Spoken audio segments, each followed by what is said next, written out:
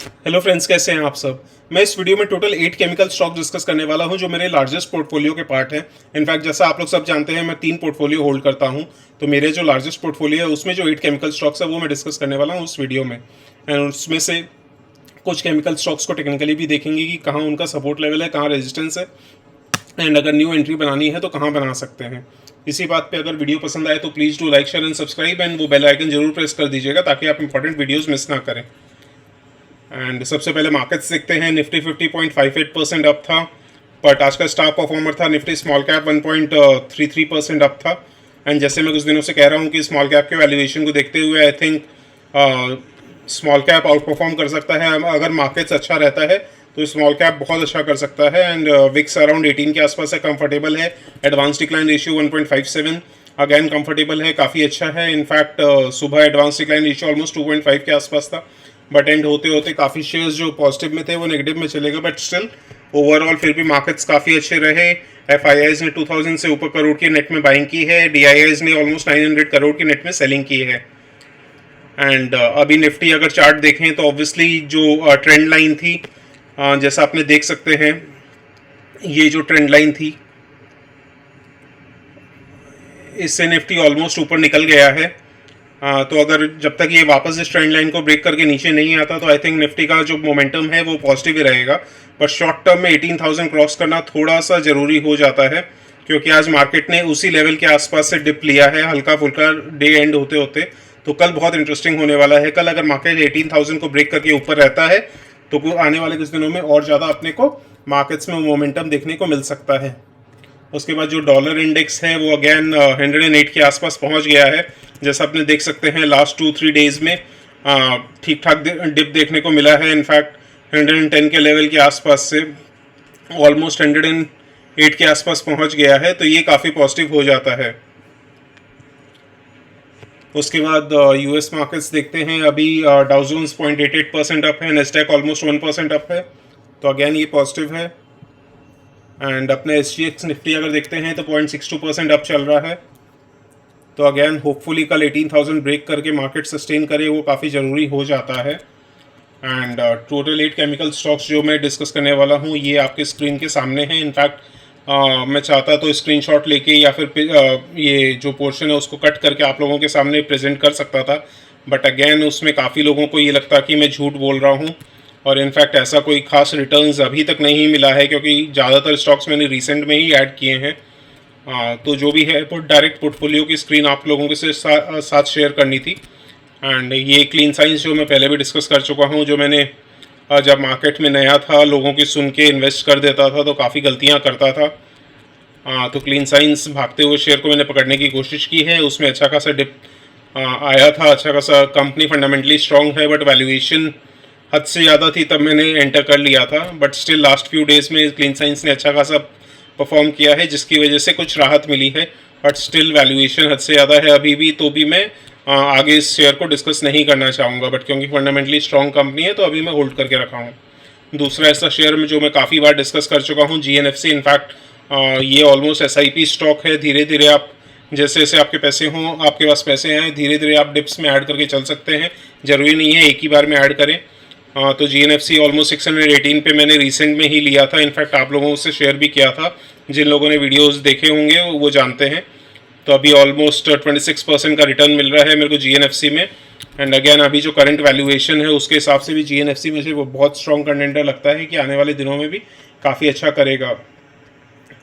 And उसके बाद अभी जो अगर अपने देखते हैं तो जो इसका शॉर्ट टर्म रेजिस्टेंस है उसी के आसपास खड़ा है। ऑलमोस्ट 800 के पास इसका रेजिस्टेंस मिल सकता है, तो अभी 780 के आसपास है। तो आई थिंक 800 को क्रॉस करके ऊपर सस्टेन करना ज़रूरी हो जाएगा अगर GNFC को शॉर्ट टर्म में अच्छा करना है तो। बट लॉन्ग टर्म में तो ऑब्वियसली अच्छा करेगा ही। एंड मैं ज़्यादा फंडामेंटल्स में नहीं जा रहा हूँ इस वीडियो में, क्योंकि सारे के सारे स्टॉक्स में ऑलमोस्ट डिस्कस कर चुका हूँ।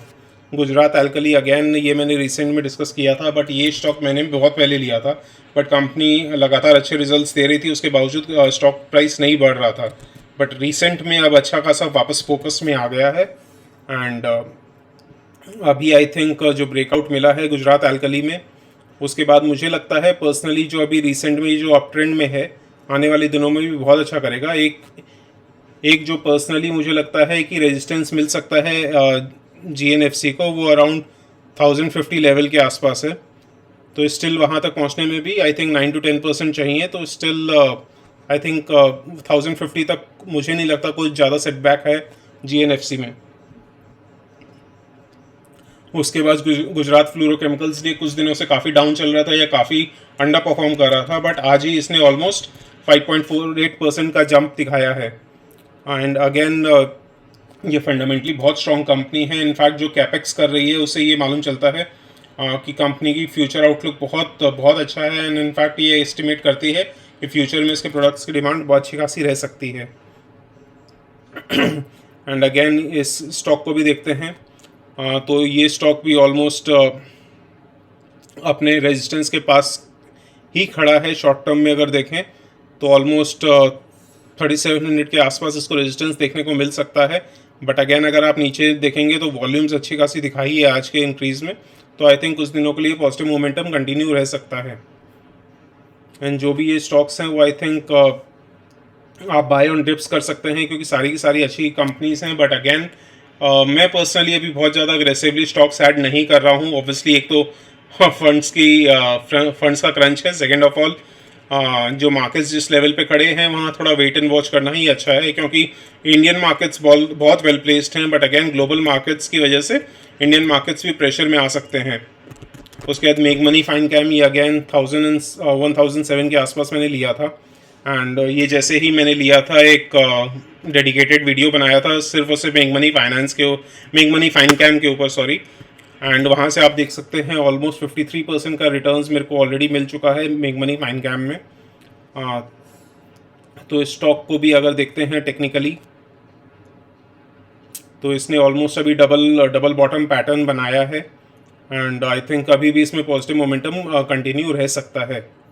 उसके बाद श्री रयालासम, ये जो केमिकल कंपनी है ये मैंने रिसेंट में ही वीडियो बनाया था।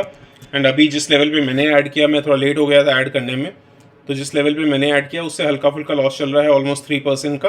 बट अगेन मैं कॉन्फिडेंट हूँ कि फ्यूचर में ये बहुत अच्छा करेगा। एंड उसके बाद एस आर एफ अगेन, ये पर्सनली मुझे जितने भी केमिकल कंपनीज हैं उन सब में सबसे फंडामेंटली स्ट्रॉन्ग जो कंपनी लगती है वो SRF लगती है। एंड इनफैक्ट ये मैंने डिस्कस भी किया था कि जब इसके रिजल्ट आए थे तो मैंने 100 क्वांटिटी और ऐड की थी, तो अभी मेरे पास 200 क्वांटिटी है। एंड वहाँ से अराउंड 24% का रिटर्न मिल रहा है मुझे। एवरेज करके मेरा ऑलमोस्ट 2200 के आसपास प्राइस पड़ा था। एंड SRF अगैन जो कंपनी है वो आप अगेन SIP कर सकते हैं। ये स्टॉक फंडामेंटली बहुत स्ट्रॉन्ग है। एंड टेक्निकली देख लेते हैं एक बार। अगेन जो इसकी जो ट्रेंड है वो काफ़ी पॉजिटिव अप ट्रेंड में है। इनफैक्ट जो China+1 की स्ट्रैटेजी है उसकी वजह से काफ़ी सारी केमिकल कंपनीज़ को फ़ायदा मिल रहा है। बट अगेन इसकी जो रेजिस्टेंस है वो इसी लेवल के आसपास है। तो ऑलमोस्ट जिस लेवल पे खड़ा है उसी के आसपास रेजिस्टेंस है। तो 27, 25, 2750 के आसपास अगर ये ब्रेक करके ऊपर निकलता है तो और ज़्यादा अपने को पॉजिटिव मोमेंटम देखने को मिल सकता है आने वाले टाइम में। एंड थोड़ा सा हो सकता है आज मैं थोड़ा सा नर्वस फील कर रहा हूँ मे बी, क्योंकि मैंने ये जो पेन है और आज ही ऑर्डर किया था, पेन और ये टैबलेट जो है, तो अभी मैं यूज़ करना सीख रहा हूँ धीरे धीरे। जैसे जैसे अच्छे से यूज़ करना सीख जाऊँगा वैसे वैसे आई थिंक वीडियोज़ की क्वालिटी और इम्प्रूव हो जाएगी। तो काइंडली बेयर, लॉन्ग टर्म के लिए थोड़ा शॉर्ट टर्म में पेन मिले तो प्लीज़ बर्दाश्त कर लीजिएगा। एंड उसके बाद टाटा केमिकल्स अगेन इसके जो प्रोडक्ट्स है उसकी डिमांड, सोडा ऐश की डिमांड बहुत एक्सपोनेंशियली बढ़ रही है। और ये मैंने 860 के लेवल पे लिया था। 250 शेयर्स हैं, जैसा आप देख सकते हैं quantity held greater than 1 year. तो टाटा केमिकल ही इन सारे केमिकल स्टॉक्स में इकलौता स्टॉक है जो मुझे मोर देन 1 ईयर हो गए हैं। एंड इसमें ऑलमोस्ट 35% का रिटर्न्स मिल रहा है मुझे। या अगेन आप बाय ऑन डिप्स कर सकते हैं। Tata chemicals I think future में बहुत अच्छा करेगा। एंड स्पेसिफिकली मैंने रील भी बनाई थी टाटा केमिकल्स के ऊपर, जिसमें मैंने साफ कहा था कि सोडा ऐश की डिमांड बढ़ रही है क्योंकि सोलर पैनल्स में यूज़ होते हैं। लिथियम आयन बैटरी जो बेसिकली इलेक्ट्रिक व्हीकल्स में बैटरी लगती है वहाँ यूज़ होते हैं। जो इलेक्ट्रिक व्हीकल्स में एल्यूमिनियम ज़्यादा से ज़्यादा यूज़ होगा तो वहाँ उसका यूज़ आएगा। इसकी वजह से आई थिंक सोडा ऐश की डिमांड फ्यूचर में बहुत बढ़ सकती है। मे बी पास्ट में इतनी नहीं थी बट आई थिंक फ्यूचर में ये जो न्यू सेगमेंट से डिमांड आ रही है, इसकी वजह से डिमांड काफ़ी अच्छी खासी बढ़ सकती है, जिसकी वजह से टाटा केमिकल्स जैसे स्टॉक फोकस में रह सकते हैं। आज ही इसने 4% का राइज दिखाया है। तो ये जितने भी स्टॉक्स मैंने डिस्कस किए हैं, क्लीन साइंस और श्री रयाला को छोड़ के, इन दोनों स्टॉक्स को छोड़ के, ऑब्वियसली ये थोड़े रिस्की स्टॉक्स हैं वैल्यूएशन के हिसाब से, एंड क्लीन साइंस वैल्यूएशन के हिसाब से, एंड श्री रयाला ये जो है ये काफ़ी स्मॉल कैप है। तो इन दोनों स्टॉक्स को छोड़ के बाकी सारी की सारी फंडामेंटली स्ट्रॉन्ग कंपनीज हैं, आप अगेन बाय ऑन डिप्स कर सकते हैं। एंड ऑब्वियसली आप मेंबर्स हैं तो मैं आप लोगों के साथ व्हाट्सएप ग्रुप में रेगुलरली डिस्कस करता रहूँगा कि कौन सा जो अपने रेजिस्टेंस लेवल है उसको ब्रेक करके ऊपर निकल गया है तो ऐड करना सही रहेगा। चलिए इसी बात पे वीडियो यहीं एंड करते हैं, and thank you so much for watching this video. मिलते हैं नेक्स्ट वीडियो में।